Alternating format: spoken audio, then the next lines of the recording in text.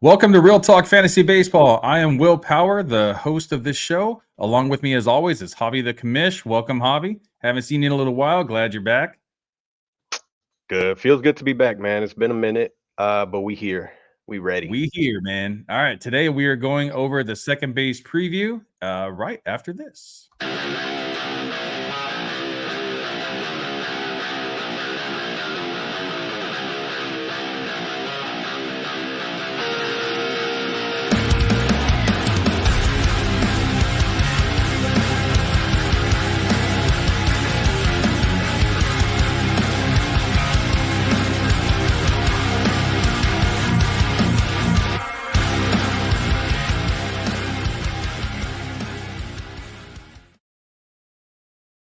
All right, welcome back, everybody. Before we start, make sure you hit that like and subscribe button if you haven't already. In the top right corner there, you're going to see our QR code that'll take you to our link tree.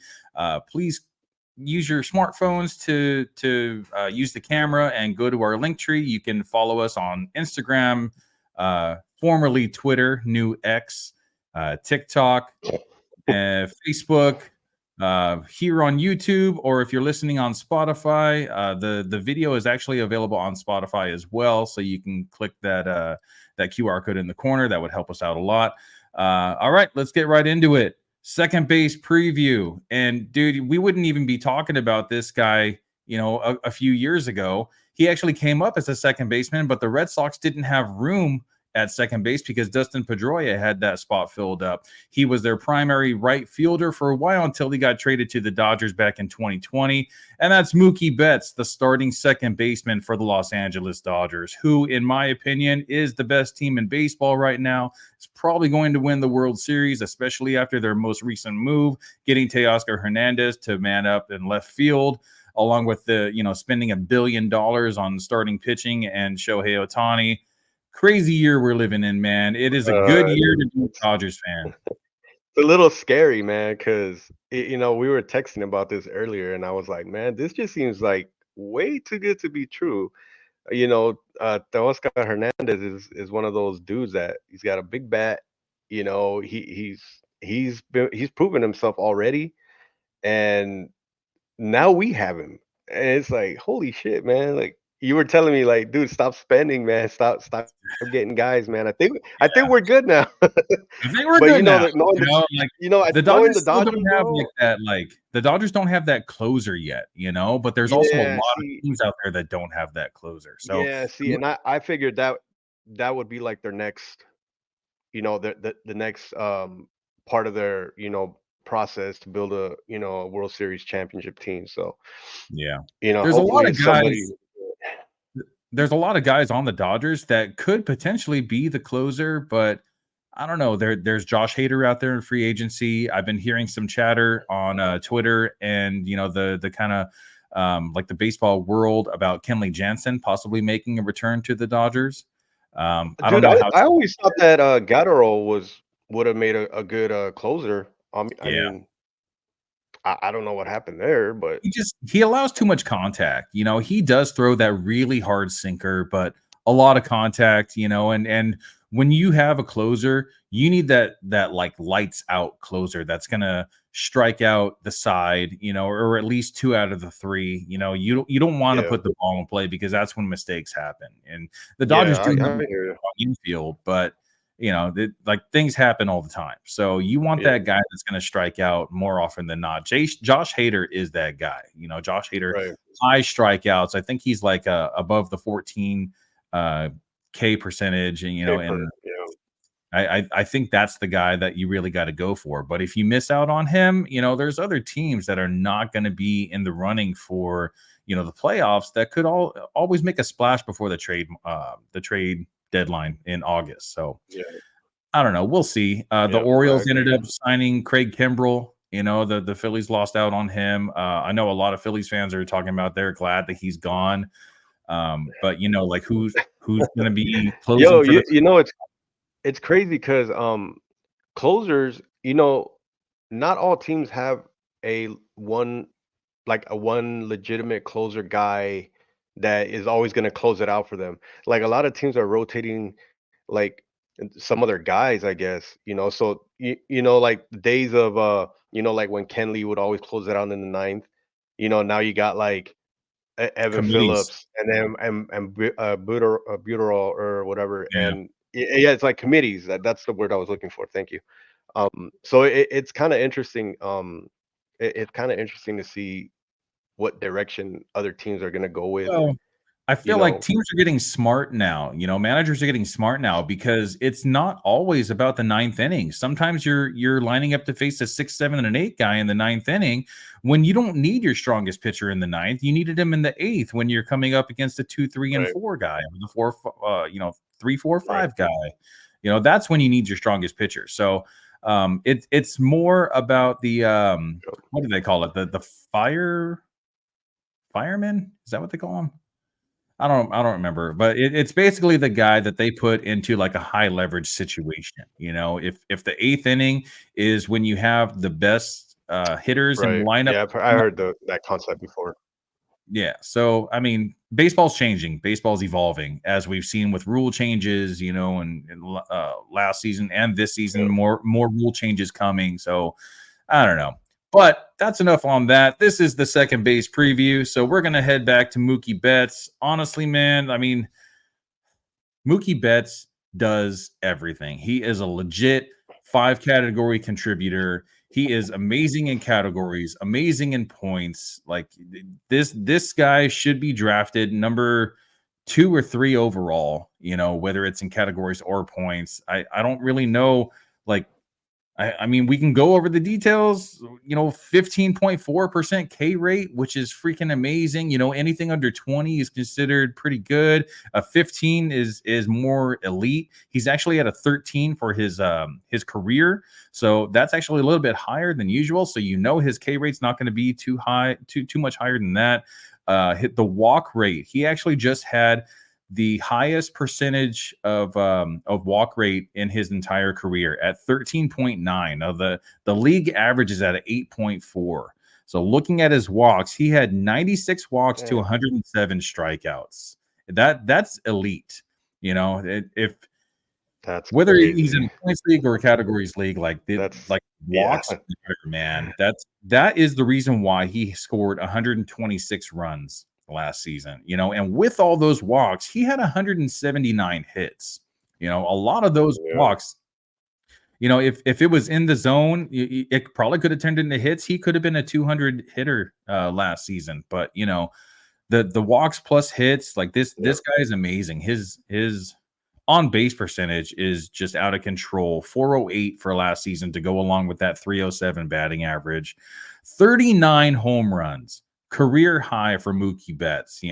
This guy's 5'9", a 5'9", and hitting 39 home runs. And he's not just a power specialist. He got some speed too. He's not the fastest guy out there, but he knows how to control the base paths. He knows how to read pitchers, and he's double digit stolen bases every single season, man. He has slowed down a lot since his 2018 season with Boston, but dude, he's still getting double digit stolen bases, which is, it's great for points and categories leagues. You're gonna score a lot. You're probably gonna win your week with Mookie Betts on your team. I'm lucky enough to have him in my keeper league. Thank God. So he is very Yeah. expensive though. So be ready Yeah. to Yeah. pay up for a guy He's like Mookie. fuck, man. Yeah. Dude, he's just in a league of his own, bro. He's one of those those players that I think that there's nobody that really comes close to what he can contribute to a team by himself. Like he can literally, I sometimes look at him and he's literally carried the Dodgers on his back. Sometimes there's games that he's had like that. So there's really not much more that you can say about the guy. The guy, like you said, he's He has no incredible weaknesses, talent, dude. and damn, like if you have him in any of your leagues, no, he doesn't. He doesn't. He can hit for power. He can hit for average. He can get on base. He can steal bases. His defense is great. I mean, you know, he's like the whole package, dude. So, yeah, And man, if you got him in your keeper league, or if you're drafting, he's got to be up there as one of your first 2, 3 players at least. Yeah, definitely. Now, Ronald Acuna definitely has that number one spot locked up with his 40 home runs and 70 stolen bases from last season and his amazing batting average to go along with it. But Mookie Yeah, Betts is a close second, man. Looking at his yeah, splits, now definitely. he's a righty, and usually you would expect righties to not do so well against other righties, but he actually did better against righties than he did against lefties. He batted 309 against righties and 300 against lefties. So 300, all across the board. A 403 on That's base crazy. percentage versus righties and a 424 on base percentage versus lefties. 25 of his 39 home runs came versus righties. So he has power from, either facing righties or lefties. So Yeah, honestly, like I feel like this is the guy that you don't really need to spend too much time on. We gave you a lot of stats. Exit velocity is out of control. Last season was actually the highest of his career, 92.4 average exit velocity. The guy is just freaking amazing. Uh, so that was Mookie Betts. yeah, Honestly, I think Mookie Betts is actually the only second baseman that you could feel comfortable with drafting in the first round. The next guy I want to talk about is definitely a close second. The thing is with Jose Altuve is that he's getting a little bit on the older side. He's going to be in his age 34 season. He had some trouble following the in the 2020 season. He was in his own head a lot, because of the sign stealing scandal. He wasn't playing very good defensively, offensively. He just was kind of out of it in that yeah, season. But he's come around. He's finally like come into his own. Last year, he was hindered by a broken thumb, I believe it was. He got hit by a yeah, pitch in the World Baseball Classic before the season even started. So he didn't play the first month and a half of the season. But when he returned, he was just a beast again, man. This guy, yeah, every single season, he is so consistent, except for that, the time after the cheating scandal came out. But other than that, he's great. And he's only 5'6", like we just talked about Mookie Betts crazy. being only 5'9". This guy is 5'6", and every single season he's putting up close to 30 home runs as well. Now, because he wasn't healthy in the beginning of the season, he only managed to get 17 home runs last season. But that's also to go along with a 311 batting average, 14 stolen bases, and he only played 90 games last season. A Yeah. little more than half the season. Yeah, So he went on a tear there at the end towards the end of the season, man. That was crazy. Like, I just yeah, kept hearing home run after home run after home run. I was like, "Holy crap." Like, it's the old Altuve, you know? Like, that's as much as I hate the Astros, you know, that dude, he's always been so consistent. Um, and like you said, after the whole scandal and everything, you could kind of see it in his game that he was making errors, dude, stuff that mhm, you would never really see him do on the field. And um, you just kind of started writing him off a little bit, like, maybe he's not that elite anymore. And then bam, like right after the injury, he comes back and he just starts tearing it up. You're like, oh, spoke too soon. Guy's back. yeah, So, yeah. we'll see a full season coming up. We'll see what if he still got it like that, Yeah, you it's know? been a while since he actually played like a real full season. The last time he played at least 150 games was back in 2017 when the Astros actually won the World Series versus the Dodgers. The season before, yeah, quotations. The season before in 2022, he played 141 games. In 2021, he played 146. So pretty close to 150 Uh, games.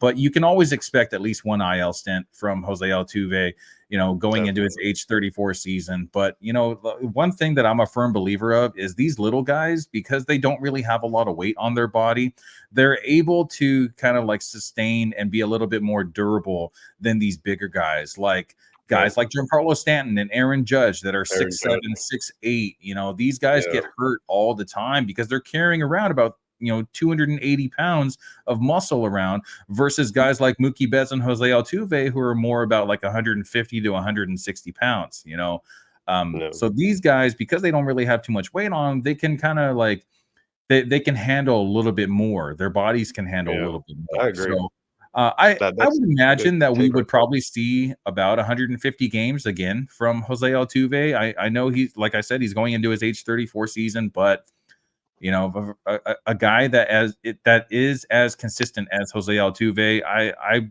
can't really hold anything against him. I didn't like the guy for a really long time, but you Yeah. know, it's been a while now, so it's time to not maybe not forget, but I'm ready to kind of just like let it go, you know. Right. And Right. I'm ready to have guys like this on my fantasy team. There was even times before when I was like, I don't want Jose Altuve on my Yep. fantasy Yep. team, you Yeah, know. I was on the same boat, bro. Yeah, I'm sure there's a lot of fans that were kind of like that hold vendettas against players. There was a while ago where I had Yordano Ventura before he Hmm. passed away, the pitcher from the Royals, and when I'm Yeah. watching him and he was just kind of like a jerk on the mound, throwing at batters on purpose for no reason. It was like the guy Yeah. before got a home run, so he ends up hitting the next batter. It's like guys like that, like it just put a bad taste in my mouth, so I didn't like it. Yeah. Players like that. Dude, But I'm like that with Correa.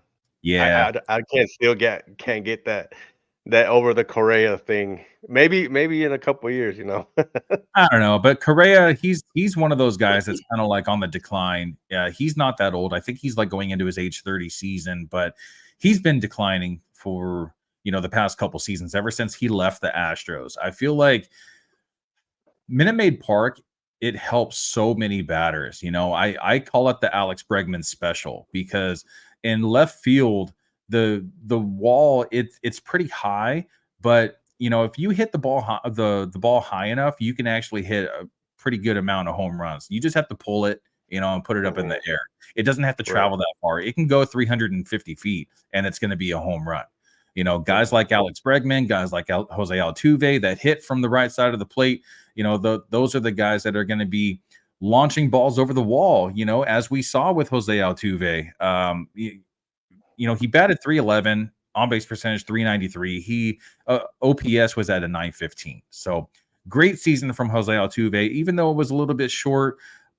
He's definitely helped out by the Minute Maid ballpark. His average exit velocity was only 86.9, but he still puts up, a decent amount of home runs every single season.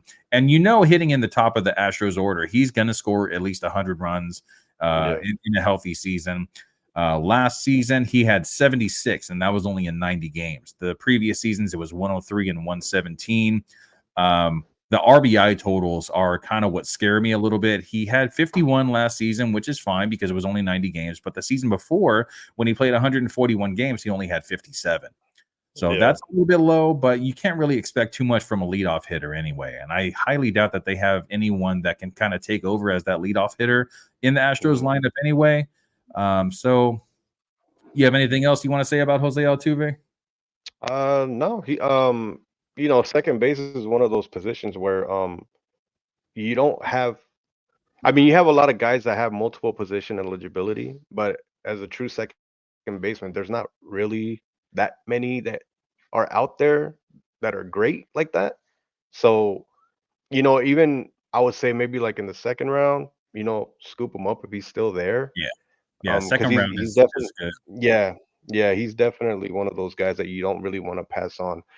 If you're trying to fill those infield positions, because I'm one of those that I kind of like to work my way from inside out, infield, and then outfield type. So, depending on what your strategy is, he's definitely one of those guys that you want to take as soon as, as early as second round, definitely. So the next guy I want to talk about, I was kind of like going back and forth between Jose Altuve and Marcus Semien as the number 2 overall because Marcus Semien he's been playing great, dude. He had that one like amazing season in Oakland, and then Mhm. he went to the Blue Jays. I think it was at the Blue Jays, right? Played with the Yeah. Blue Jays in 2021. Um, and he looked great also. And then he gets that big contract from Texas, and he's been in Texas for the past 2 years. He still looked great. He is the model of consistency, dude. 2023, 162 games. 2022, 161 games. 2021, 162 games. In the shortened season in 2023, 53 games. 2019, 162 games. 2018, 159 games. He's Crazy. so durable, dude. He plays Yeah, yeah. almost every single game. It looks like he's only missed like 10 games in the last like 5 years, That's and insane. in this day and age, that's hard to do, man, because there's so many guys that just they take the day off. But luckily, Yeah. he's always been in the American League, so I'm sure he gets a lot of days where he's just playing the DH role. Dude, Um, yeah, this past season, I was a little worried when the season started, man. He started off really bad, dude. I was like, what happened to this guy? They gave him this big ass contract, and then like, what are you doing? And dude, all of a sudden the switch came on, and he just, damn, bro, he did what Simeon does, you know. So the durability thing, that's huge, man, because yeah, 162 yeah, games, bro, like that's an dude, entire season. Fuck. when you can play every single day like that, Mhm. it's so valuable, not just in a baseball aspect, but dude, I mean not just in fantasy baseball, but in real baseball as well, especially a guy that of Yeah. that caliber. You don't have to worry about trying to find someone to replace him. He's always there. He's your mainstay. You put him in your second base spot and then he's just there for the season. Yeah. Yep. We actually did have some um uh I, I can't think of the word right now, but he looked a little bit better in 2023 than he has in previous seasons. Dropped his Mhm. strikeout rate from the previous season. So in 2021, he was at a 20.2 strikeout rate. In 2022, he was at a 16.6 strikeout rate, and he just had his second lowest strikeout rate of his career at a 14.6 in 2023. Now, league average for walk percentage is at 8.4. He was at a 9.6 last season. So the walks are good, strikeouts are good. 276 batting average, which I think that was a little bit high for Marcus Semien. Usually he's kind of hovering around like the 250, 255 range. I wouldn't be surprised if he Yeah. hits about 260, 265 next season. I wouldn't expect him to hit closer to 280 like he did this season. But power and speed look good. 29 home runs with 14 stolen bases. Stolen bases dropped a little bit from the 2022 season. He had 25 in 2022, so 11 less in 2023. But that also could be because of the lineup kind of surrounding him. The Rangers just won the World Series, and he didn't necessarily need to steal as many bases as he did in previous seasons because of his supporting cast. Yeah. 100 RBI last season, 122 runs, 40 doubles. That's the one that kind of sticks out to me a lot, man, because of his speed.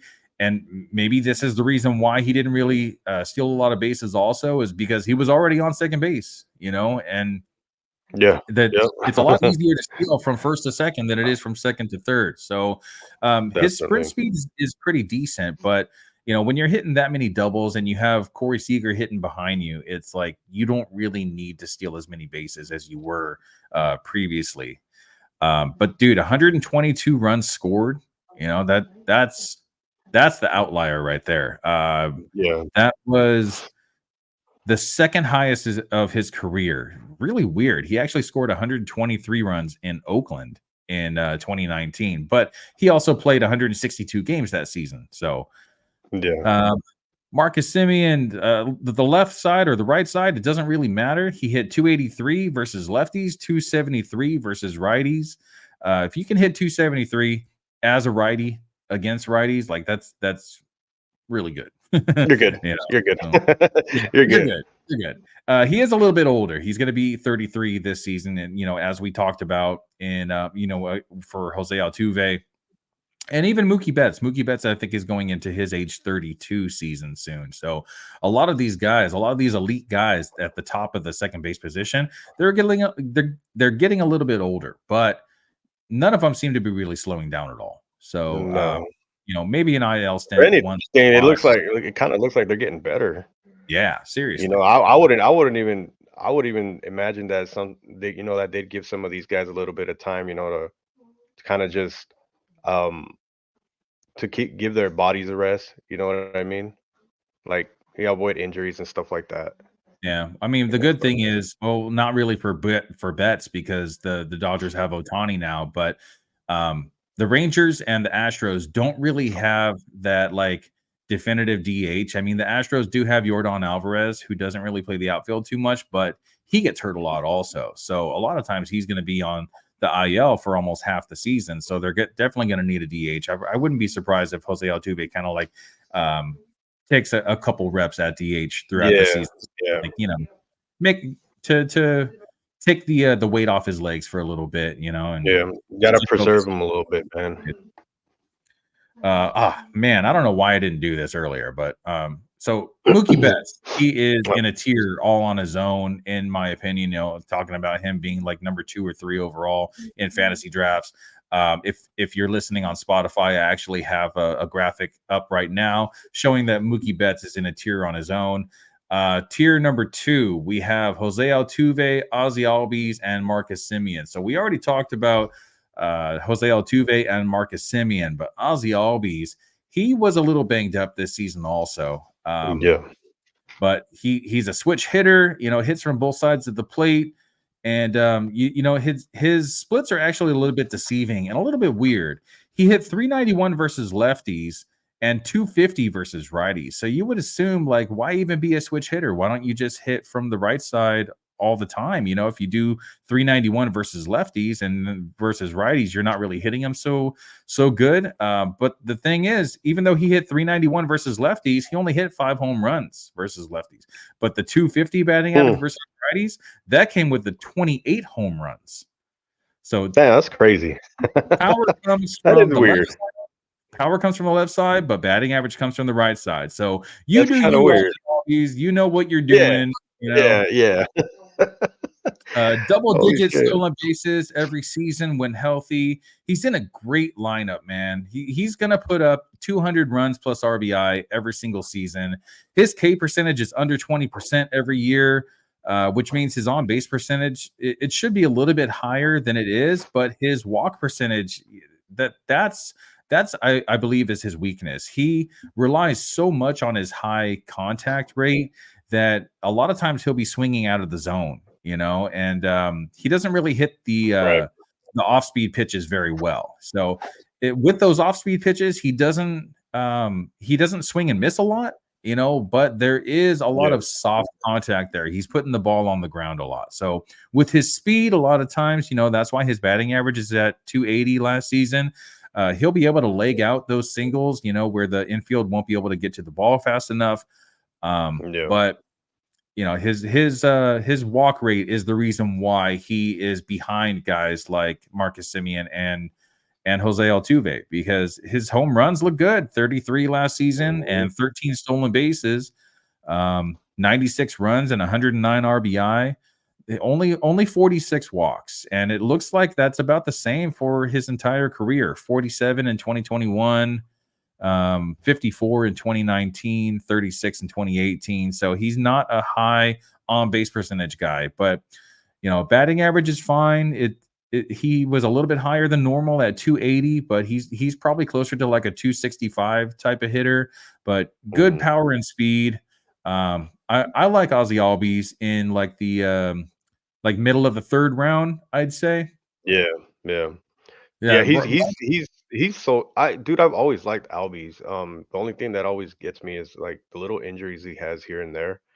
But when he's on point, man, he's on point, and he's one of those other, second basemen that if you got a chance to if you get a chance to get him before anybody else, obviously if the other three guys are off the board, he's definitely the guy to go for. When your time comes to picking depending on strategy, like I said earlier. Um, yeah, he'd be one of those guys that you'd want to get, because he's really going to contribute to your fantasy team yeah, in whether it's all points or facets of it. categories, like he's Yeah, he's really good in both. And the one thing that I didn't mention that kind of sets him apart from his 3 predecessors, Mookie Betts, Marcus Semien, and Jose Altuve are all in their 30s. Ozzy Albies is only going to be 27 in yeah, 2024. And you know what I yeah. always say about 27 years old? That's when your Man man streak strength, starts to homie. kick in, man. And we already saw Yep. that a little bit. He had 33 home runs in Mhm. 2023, and that was only in 148 games. So Yeah. I really wouldn't be surprised if he increases that up a little bit, maybe 35 home runs, Yeah. and the double digit stolen bases are looking really good, and he's still pretty young, so he'll be able to put up those numbers for a while now. So in a keeper league, between these four guys, I honestly, I'd like to have Albies out of Yeah. all four of them, Yep. and Simply because he's younger. Yeah. he's young and he's going to last a while. He's going to be at this elite rate for at least a few more years. Whereas those other guys that are 33, 34 years old, they probably only have, maybe one or two more elite years out of them. Right. All right. That was the end of tier 2. Moving on to tier 3. Ketel Marte, Matt McLain, and Gleyber Torres. Ketel Marte, I have him at the top of this, and it was a little tough for me to, kind of going back and forth between all three of these guys because Matt McLain, very young, in an amazing young Reds lineup, hitting close to the top of the order. But just unproven, in MLB. He had his stint so far. But Ketel Marte, man, he's a switch hitter, hits well from both sides of the plate. Definitely better versus lefties. He had a 313 batting average versus lefties. Um, and he's in similar to Ozzy Albies. That 313 batting average came with 5 home runs. The 259 batting average versus righties came with 20 home runs. So the That's power crazy. comes from the left side, but the batting average comes from the right side. So you're going to be getting a good batting average from him regardless. He Right. hit 276 with 25 home runs and 8 stolen bases last season. So the stolen bases have slowed down a little bit, and I really think that's because he knows that he gets hurt a lot every single season. You can kind of expect Ketel Marte to at least have one IL stint every single season. Mhm. He's not even 30 yet, man. So it kind of puts a question mark on him a little bit. But we saw, the production that he was able to give us last season, all the way to the end. Um, there were 4 out of the 6 months that he played where he batted over 300 or at least 300. Um, the biggest takeaway that I have negatively is he had a career high ground ball rate, which is, it's not the greatest, but he also had a career high games played. It showed Mm. Marte's potential to finally coming to fruition. Right. He has an elite K rate. It's only at a 15.7. Um, 15.7 career. Last season was at a 16.8. Really good, under 20%. His walk percentage 10.9, amazing, which would, that's amazing for points leagues. He's going to get on base a lot, which is at least 1 point. At least in our league it's 1 point. I know there's some other Yeah. leagues where it's only half a point for a walk, which I don't really understand that. But they always say a walk's as good as a hit, Yeah. so why not give him a Definitely. full point, You're on base. Yep. Exactly. On It's like they said in Moneyball. I don't care about his defense. I just want him to get on base. Exactly. We finally saw him play 150 games last season, 94 runs scored, 82 RBI. Good lineup. We just saw the Diamondbacks go to the World Series and battled it out against the Rangers. They swept the Dodgers. They played really good against the Phillies. So I think that lineup is pretty sustainable. I think Ketel Marte, he's one of those guys that's like the only thing that's really going to hinder him is injuries. But if he can stay healthy, Injuries. man, he's going to be a top 5 second baseman for sure. Yeah, definitely. I agree. Yeah, he's always been a weird one for me. Simply like you said, the injuries, they kind of mount up a little bit. Um, but dude, if he could stay healthy, he's definitely, and he's young. He could definitely be top 5 for years to come. Yeah, man. Yeah, he's one of those consistent guys. Like gives you like, he's an elite bat. He's got good power. Only thing, like I said, injuries. If he could stay healthy for a full season, dude, you can imagine what he can do in a full season. Yeah, and the problem is he's going to his age 30th season in 2024. So, if the injuries have already piled up in his 20s, I think the injuries are probably going to be a little bit worse in his 30s. If not, they probably just stay the same. But hopefully, any of those injuries that he does get, it's only going to require like a 10-day minimum IL stint. Hopefully it won't Hmm. be anything longer than that. But the next guy I want to talk about, dude, Matt McLain, the Reds second baseman. He's a right-handed bat. He's only 23 years old, dude. Next year he's Yeah. going to be 24, and he's already shown kind of what he can do, and he has helped out so much by his ballpark. The ballpark in Cincinnati is the second most hitter-friendly ballpark in baseball. So all those home runs he had 16 home runs in only 89 games. You can kind Yeah. of like that's basically a 30 home run pace for a 23-year-old. And Yeah. he's just going to get better from there. Also had double digit stolen bases, 14 stolen bases. So next year, I wouldn't be surprised if he was a 30-30 guy with 200 runs and RBIs. Um, as a Oh yeah. 24-year-old. He's only going to get better from here, along with the rest of that Reds lineup. One thing that could hinder him is if he does struggle a little bit. The Reds also have Jonathan India, as their second baseman, so they have a crowded Right. infield. Yeah, Matt they do. McLain, coming up, they really like this guy. He's got some pedigree. But right now he's slated to be the starting second baseman for a great offense on a team that doesn't really look like they could be, a contender because they just don't have the pitching for it. Which on our last show, I was talking about Trevor Bauer trying to make his return to MLB. I heard about that. Maybe he could possibly put on a Reds uniform again. When he got traded from Cleveland to the Reds and he won the Cy Young Award, that was in the 2020 season, I believe. It was either 2019 or 2020. But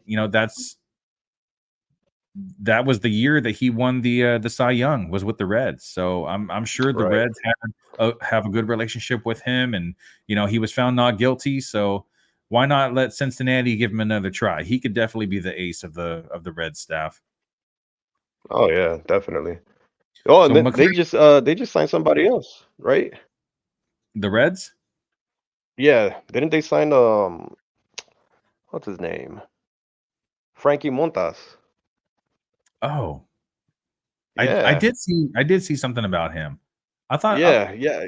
He signed with the Reds. yeah, okay. Yeah, So I was like, okay, so that I mean, health, I know off topic and everything, but health issues aside, that Frankie Montas is a pretty good pitcher, man.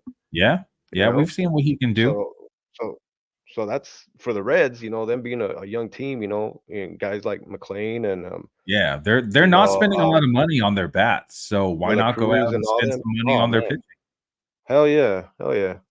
Yeah, too bad Luis Castillo is gone. That would have been Yeah. a Oof. great Wow. a great leader, for their pitching staff. Imagine if they kept Luis Castillo and they signed Trevor Bauer also. That's an amazing Damn. 1-2 punch. Trevor Yeah, it Bauer is. says that he still considers himself a top 10 pitcher in Major League Baseball. And, judging by what he did in the Japan League, was it Japan or was it the KBO?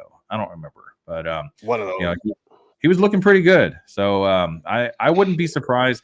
I would assume that it would be a team either like the Reds or the Angels, Mhm. possibly the Phillies, that would sign a guy like Trevor Bauer because they're going to get a lot of heat, for signing a guy that just went through a lengthy court process like that, Right.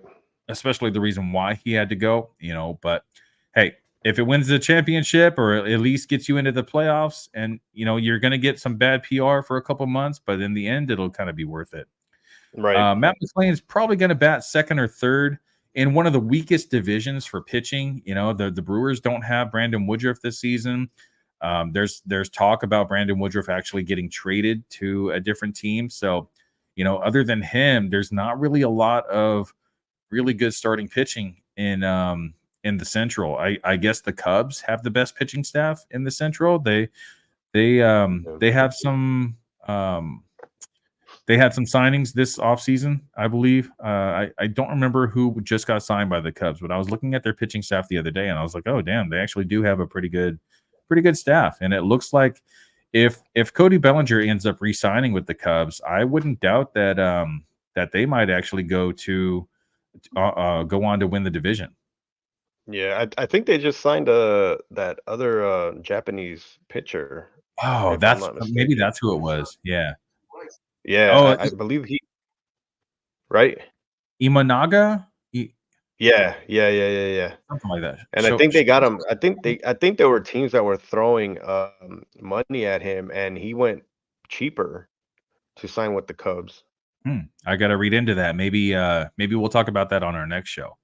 Yeah, for sure. So back to McLain, his strikeout rate is pretty high, but his power and speed make up for the extra strikeouts that he might accrue in 2024. So that's why he's a little bit down on this list, also because of the small sample size. But dude, McLean's just going to get better with time. Yeah, 23 years old, the type of season that he just had, I wouldn't doubt that he if he was going in like the first or second round next season, I that actually wouldn't surprise me at all.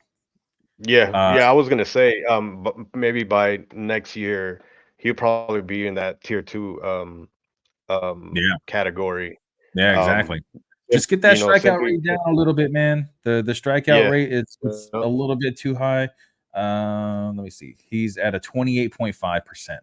Where MLB average yeah. is at 22%. So let's get it down a little bit. Let's get it down. Young guys, they'll work out the kinks. Yeah. Gleyber Torres, former first round pick from the Yankees. He showed us what we can expect from in the future. We saw a crazy productive season back in 2019 when Torres hit 38 home runs, which MLB admitted they were using the juice balls during that season. So I highly doubt Mhm. we'll ever see him hit 38 home runs again. But 25 home runs with double digits stolen bases seems to be the typical type of season that we can see that we can expect from Gleyber Torres. You know, even though Glaber was hitting in the middle of the Yankees lineup in 2023, his RBI total left something to be desired. But I think that was Yeah, mostly because Aaron Judge spent half the season on the IL, and the Yankees just weren't very productive offensively last season. yeah. The Yankees, I think they finished with like an 82-80 season. Very very peculiar Underperforming. for a Yeah, team that usually is up there for winning the division, So, but yeah. I think that the Yankees are going to have a bounce back season. They're probably going to have closer to like 90 wins, maybe a little bit more than that. So, Gleyber Torres, he's a decent one. I feel like any one of these in tier three, you're going to be happy with. Out of all three of them, I think I like Matt McLain the best, only because of Yeah. Ketel Marte's injury concerns, But I really like Matt McLain. And yeah, and even Glaber, he's hit the IL a couple times throughout the season too. So, um, I the guy's still young. I dude, it's funny. I want to say almost every season of fantasy baseball that I've played in, I've always picked up Gleyber Torres for some reason, and I always it's like you said, like the RBIs like give you something to desire, and I always want more because I think he has that potential. Um, and if the Yankees in general can just stay healthy, dude, I think he'd be up there too, like like that tier two, bottom tier two ish, Yeah. area. So we'll see. I think it all rides on the other guys that are batting, you know, in the Yankees lineup, and if they can stay healthy. Yeah, if Judge can Um, stay healthy, you're probably going to see Gleyber Torres get a little boost himself. yeah, definitely. All right, moving on to the next tier. At first, we have Nico Horner starting off the tier four, stolen base specialist. He has a very high contact rate, but not quality contact. The batting average looked great. 4 out of the 6 months of the season, but that's mostly because of his speed and MLB banning the shift also. Yeah. But I don't really see a lot of upside for Horner. You can't deny his speed though, and low K percentage. Yeah. Puts the ball in play a lot, but with a low exit velocity, you can't really expect too much power. Last season, he hit 9 home runs. The season before, he hit 10. The 9 home runs came in 150 games played, 98 runs scored, and only 68 RBI. But that's kind of what you expect from a guy that's hitting leadoff for the Cubs anyway. 283 batting average. The season before was 281. Season before that was 302. So you can always expect a pretty decent batting average. He's not gonna save you in batting average, but he definitely will help you. 43 stolen bases last season, which I believe was Crazy. the sixth most in MLB. So Yeah. Yeah. um, if you miss out on stolen bases from the earlier rounds, guys like um who's the Diamondbacks guy, the new guy, Corbin Carroll, or Carol. Trey Turner. If you miss out on stolen bases from guys like that, Nico Horner's like a pretty decent option. Or you can always pair Nico Horner with another guy that you're going to get like 40 home runs. If you get Aaron Judge, in the first round, who's probably going to have a decent amount of stolen bases himself, maybe 10 to 15. But if you don't have like that stolen base specialist, you can kind of pair a guy like Aaron Judge or Yordan Alvarez, who's going to hit 40 plus home runs, with Nico Horner. So that way you kind of have like, two The players that are balance. going to, yeah, it's going to balance it Yeah. out for you a little bit. Yeah. He bats pretty well versus lefties. He had 306 batting average versus lefties, 274 versus righties. Again, the batting average is higher versus lefties, with only 1 home run, but the batting average is a little bit lower versus righties at 274, and that's where all the power came from. Not a lot of power, but he had his 8 of his 9 home runs coming from the right side. Wow. Very, very weird, very weird. I've Yeah, noticed it that is. with a lot of second baseman, but Yeah. just put the wood on the ball and see what happens. Very Yeah. low K percentage, 12.6%, but not a good walk rate, only at 6.9%, where the MLB average is at 8.4. So Hmm. um, let's see. It's not just the lack of home runs, but it's also the lack of doubles as well. So you're not really going to see a lot of doubles from Nico Horner either. He's the kind of guy that will hit the ball on the ground a lot, just because he is that high contact guy. He's like remember when Ichiro, he would just kind of like put the bat out there, and then wherever the ball goes, he would just start running like right away. Yeah. He Yeah. has like that kind of like similar style as well. Like right when Right. the bat hits the ball, I can see that. he's just off and running, So Yeah, I you can are going to definitely see see that. a pretty decent batting average and some stolen bases, but not a lot of doubles, not a lot of home runs. Doesn't really do much of anything else. So definitely a better play in categories leagues, not so much in points leagues because that walk rate is so low. Yeah. But yeah, if you need stolen bases, Nico Horner's the guy to go for. Word. Next guy that a lot of people have never heard of because no one really cares about the Oakland A's is Zack Gelof. Um, Crazy power potential. He only played 69 games in 2023. It was his rookie season, and hit 14 home runs in those 69 games. 40 runs scored with 32 RBI. Batting average was okay. It was decent, 267, 337 on base percentage. So his walk percentage it's okay. It's at an 8.7. League average is at 8.4. But the strikeout rate, 27.3%. That's pretty high. But when Yeah, it you're is. when you're hitting 14 home runs in 69 games, that's like a 35 home run pace for a guy that's only 23 years old. So Yeah. a lot of strikeouts. Usually the guys that hit a lot of home runs usually have a lot of strikeouts to go along with it anyway. Yeah. um, Yeah. so he got his call up in July and kind of got off to a slow start, batting 218 in July with only 3 home runs. That was only in 60 plate appearances, but then he kind of turned it on in August and September, batted 286 in August and September, 7 home runs in August and 4 in September. Good stolen bases. He had 14 on the season. He had 5 in July, 4 in August, and 5 in September. So, um, it looks like like the upside is about 40 home runs and 40 stolen bases. So the problem is that Damn, because he's that's in not bad, such man.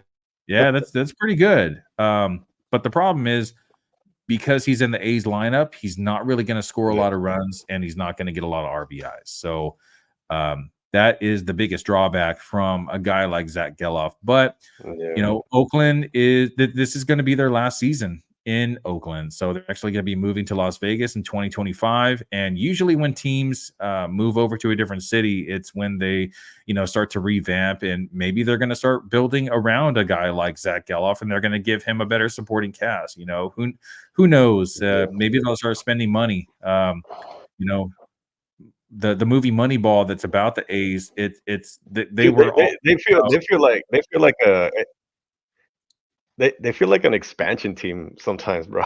yeah, seriously. Like sometimes I know I know that they've been around forever, man. But man, sometimes like you look at the team and you're like, who's this guy? Who's this guy? Who's I like when we were talking earlier, I never heard of this dude before, and I was like, I look at the stats and I was like, okay, he's one of them young guys. So it's funny, because I think that team has a lot of young talent. So it feels like they're an expansion team sometimes, dude. It's crazy. Yeah, that they just don't have a very good supporting cast. They have a couple guys out on the team that could be stars, but because they finish last in the division basically every season, no one really cares about the individual players on the team. It's kind of like Right. the Angels, who are also in the same division. It's like you got these superstars like Mike Trout and Shohei Ohtani, who is now on the Dodgers, but um, other than that, they don't really have anybody either. Like they thought Rendon was going to be like their star third baseman, but he's just kind of like Mhm. shit the bed the last few seasons, and there's no one else there. So Yeah. Yeah. it'd be nice to see these teams kind of like you know to try to stop that money ball kind of like mentality and actually spend some money. But Yeah. Yeah. that's for the owners to decide, not really for anybody else. So Right. all right, so that was Zach Geloff. Next we have Ha Kim, who had the best season of his MLB career. He's only been in the league for 3 seasons. Broke out in 2021 after playing 6 seasons in the KBO.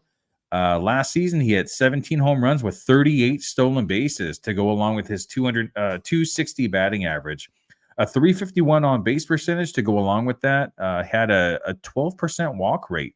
Um, had his kept his strikeout rate under 20% for the whole season, 19.8. His career is 19.6, so right along the his usual. It's great to see under 20%. I see a lot of potential with a guy like Halcyon Kim, and I was looking at his KBO numbers. In 2020, he had 23 stolen bases with 30 home runs. In 2019, he had 19 home runs with 33 stolen bases. Um, Previous season, 20 home runs.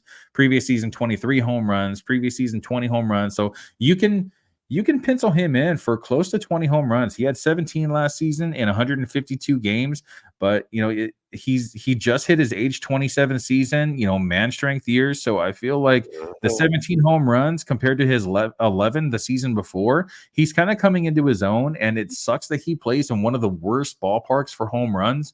But Yeah. 38 stolen bases, like, dude, he's in a Yeah, pretty good. that's a big jump from his previous season, man. Yeah, That's only had crazy. 12 in 2022, but Yeah.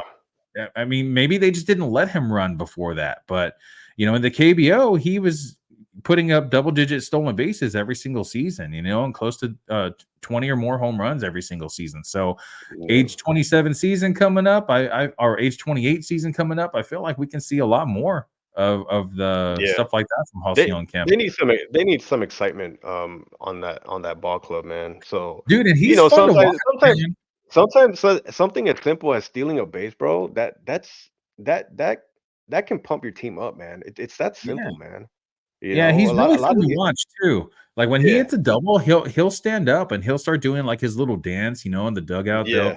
they'll Yep. start doing the dance along with him. He's Yep. a fun one to watch. The Yeah. the Padres are a fun team to watch in general. Yeah. Moving on, next we have Bryson Stott from the Phillies. Left-handed bat.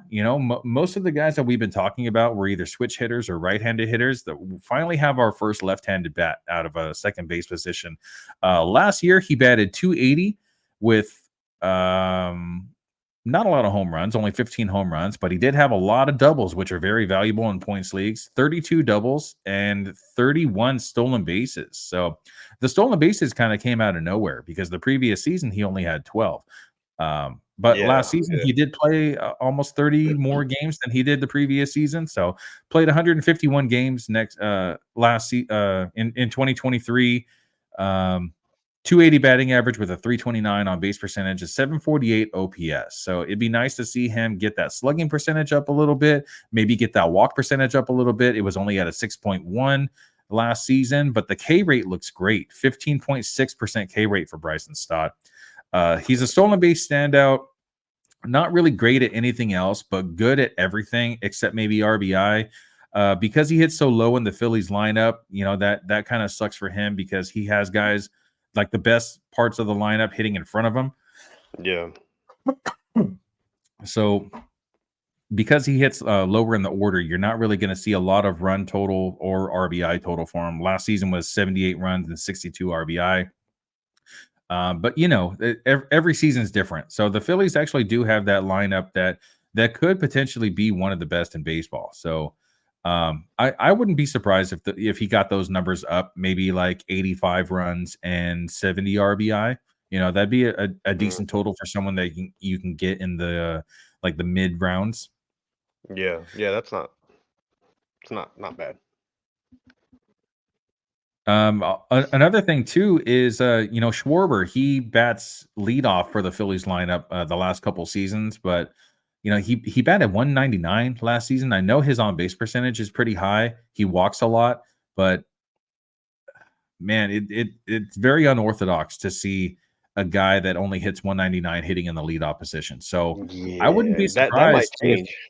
if Bryson Stott, keeps hitting the way he did last season, close to like a 280 batting average, and with all that speed, I wouldn't be surprised if they move him up in the order. You kind of have like a Trey Turner, Bryson Stott, Hmm. and Bryce Harper hitting 1, 2, and 3. That'd Yeah. be amazing, man. And then you have Schwarber as the cleanup hitter, which makes more sense because he's the guy that's going to hit 50 home runs. Yeah. Yeah. I don't All right. know. Man, sometimes I wonder about that. What the fuck are they doing? Yeah, it's a little weird, man, but it worked for them in 2022. It took them to the World Series, so Yeah. they Yeah. thought maybe like let's go ahead and try it again. But I don't know. I don't think it works for them. I know his on base percentage is that high, but he's a power hitter. You want guys to get on base in front of him so that way he can knock them in. It just Yep. makes a lot more Yep. sense. But I'm not a MLB manager, so I can't make Yeah. that call. Well, there's two guys that are kind of at the bottom of this tier. The guy that I left off is Jonathan India. The guy that I have 12th is Luis Arraez. So Luis Arraez and Jonathan India, it was kind of hard for me to really like to decide which one I wanted to have at the bottom of this tier before you going into like the rest of the second baseman. Luis Arraez, I feel like he's a little bit better in a points league, and Jonathan India is a little Hmm. bit better in the categories league. So that's why I have Luis Arraez here because we are prominently a points league Points league. podcast. Yeah. That's what we focus on the most. But Luis Arias hit 354 last season with only a 393 on base percentage. A guy that's hitting 354, his on base percentage should be well above 400. Only had a Oh yeah. 5.7 walk rate last season. The season before, he was at 8.3. I'd like to see him get that up a little bit, but he makes an exceptionally amount of contact. Only had a 5.5% K percentage. That's crazy. 35 walks to 34 strikeouts. Only had 34 strikeouts and Dude, 617 plate appearances. what That's the- that's insane, man. That's like that's close to like yeah. Tony Gwynn level. Yeah, that's Not crazy, man. That's not crazy saying good. he's as good as Tony Gwynn, but seeing more walks and strikeouts is always good, but only seeing 35 walks, that's kind of like it irks me a little bit. Yeah. 354 batting average with only 10 home runs and 3 stolen bases. This is the reason why I feel like I really like him in points leagues versus, categories leagues, because the counting stashes aren't there. 71 runs. If you're batting 354, you need to be scoring over 100 runs. But the problem is he's in the Yeah. Marlins lineup, and the supporting cast Yep. isn't really like the best either. Only 69 RBI. Um, let's see. In September, he did turn it on a little bit. He actually hit 5 of his 10 home runs in 1 month of the season. So if he could do that, 3 times throughout the season and have at least 15 home runs between like June, July, and August, and a couple home runs scattered along the way, bring that home run total up to between 15 and 20, that would definitely increase his value and put him way ahead of Jonathan India, in my opinion. Yeah. Yeah. He doesn't really need the stolen bases, because he's going so late in drafts as it is right now. But get those walks up and a couple more home runs, and Luis Arraez is right there along with guys like Bryson Stott, Yeah. and Yeah. and Yeah. and Yeah, Halcyon. I could see him. I could see him moving up in the tier as well. Like maybe in that third tier, bottom third tier. Yeah. Yeah, I feel like all these guys in the fourth tier could kind of like move up, and be part of that third Yeah. tier, but they need to step it up just a little bit. I feel like um, possibly Zack Gelof and Ha-Seong Kim have like the easiest chance to move up to that third tier because of their power and speed potential. The other guys, Hmm. a, there's a lot that Yeah. they have to do to be able to move up to that tier. But so the other guy that I wanted to talk about that I'd rather have in categories versus points is Jonathan India. After seeing 3 full seasons from Jonathan India, I think we know what we're getting. He was a rookie of the year in Yeah. 2021. Although that his rookie season really wasn't that impressive. He hit 21 home runs in 269 batting average in 2021. And that's not really rookie of the year numbers, in my opinion, but Mm, yeah. the rookie pool that season wasn't really the greatest either. So Nah. um, another drawback that I have for Jonathan India, which we talked about Matt McLain a little bit earlier, is the Reds have a very crowded infield. You got Christian Encarnacion Strand at first base, Matt McLain at second base, Ellie De La Cruz at shortstop, and Spencer Steer at third. So where do you really put Jonathan India? Do Right. you just have him as that utility guy? Or do you have Steer as the utility guy because he can play all those positions plus the outfield? And then you move Ellie over to third. McLean Yeah. moves over to short. I Like mean, they're I keep hearing his name thrown around in trade talks and stuff like that too. yeah, So I feel like that would be the who knows? best thing for him. Except the Yeah. problem is, like we talked about with Matt McLean, Cincinnati is the second best ballpark when it comes to hitting home runs. So that would kind of make his home run potential drop a lot. He only had 17 home runs in 2023, but he also only played 119 games. So he gave up a lot Right. of playing time to these other new guys that are coming up. Only batted 244 in his rookie season. He batted 269. So it Yeah. 14 stolen bases last season. That's actually pretty good. Increase his stolen base count, but it's still not enough for me to be able to move him up in the rankings. I think I just need to see an abundance of playing time. 119 games last season. It's Right. just not going to cut it. We need to see 150 games from a guy Right. like Jonathan India, and it doesn't really look like that's going to happen Mm. in the Reds lineup because of all that young talent that they have surrounding him. Yeah. I agree. Yep. He's like the older one of the group, and it's really weird to say that because he's only 20. He's going to be 27 years old, But Yeah. with Strand and McLean and Ellie and Steer, actually, I think Steer is a little bit older as well. But Jonathan India doesn't play third base, so Right. third base would either have to go to Ellie De La Cruz or Spencer Steer, Steer. which doesn't really leave like an open spot for Jonathan India, unfortunately. So Yeah. if he gets traded, hopefully it's to like another good ballpark, maybe like the Milwaukee. Hmm. I don't. It's rare to see teams in the same division, trade Yeah. for Trade. players. So we might, we might not even be having this conversation about Jonathan India coming up soon because, if he gets traded to a terrible bar park, that kind of like just it drops his value so Yeah. much. Yeah. There's a couple more names that I wanted to talk about, but unfortunately, we are running out of time. We are at an hour and 4 minutes. If you are still listening or watching the show, we appreciate you guys. Please hit that like and subscribe button. The last thing that I do want to talk about is our Real Talk Baseball Fantasy League. We are actually expanding in 2024. So, do you have what it takes? We are expanding to 12 teams. We have 5 keepers this season, but next year we are going up to about we are going up to I believe it's 8 keepers, possibly 10. There's a cash prize. We are moving up to 12 teams. We have 10 currently right now. So if you are interested, you can direct message us on Instagram or you can email us at realtalkbaseball@yahoo.com.